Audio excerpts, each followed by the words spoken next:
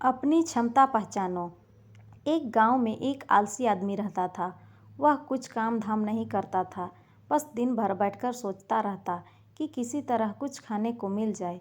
एक दिन वह यूं ही घूमते घूमते आम के बगीचे में पहुंच गया। वहां आम के कई पेड़ थे।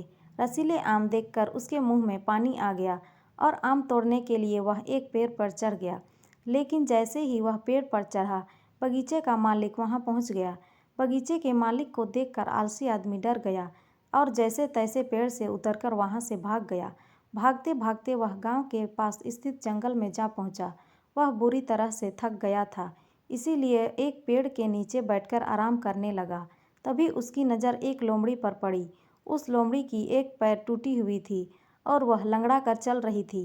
लोमड़ी को देखकर आलसी आदमी सोचने लगा कि ऐसी हालत में भी इस जंगली जानवरों से भरे जंगल में ये लोमड़ी कैसे बच गई, इसका अब तक शिकार कैसे नहीं हुआ। जिज्ञासा में वह एक पेड़ पर चढ़ गया और वहां बैठकर देखने लगा कि अब तक इस लोमड़ी के साथ आगे क्या होगा। कुछ ही पल बीते थे कि पूरा जंगल शेर की भयंकर दहाड़ से गूंज उठा, जिसे सुनकर सारे जानवर डरकर भागने लगे। लेकिन लोमड़ी अब अपनी टूटी हुई पैर के साथ भाग नहीं सकती थी। वह वहीं पर खड़ी रही। शेर लोमड़ी के पास आने लगा।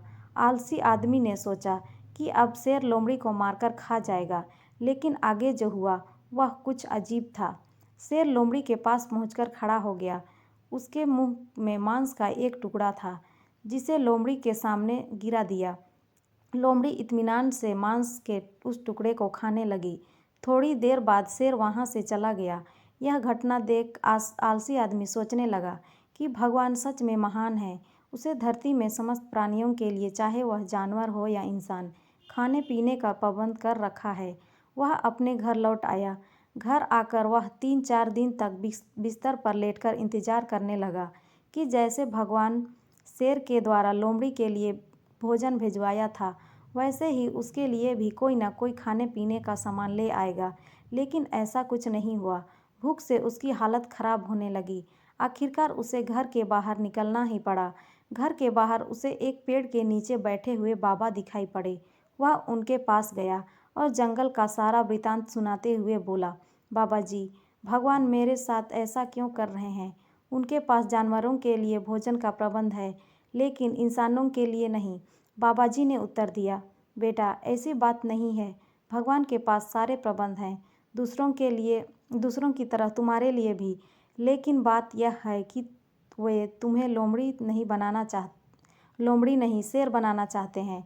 हम सबके भीतर क्षमताओं का असीम भंडार है, बस अपनी अज्ञानतावश हम उन्हें पहचान नहीं पाते और स्वयं को कमज़ोर समझकर दूसरों की सहायता की प्रतीक्षा करते रहते हैं।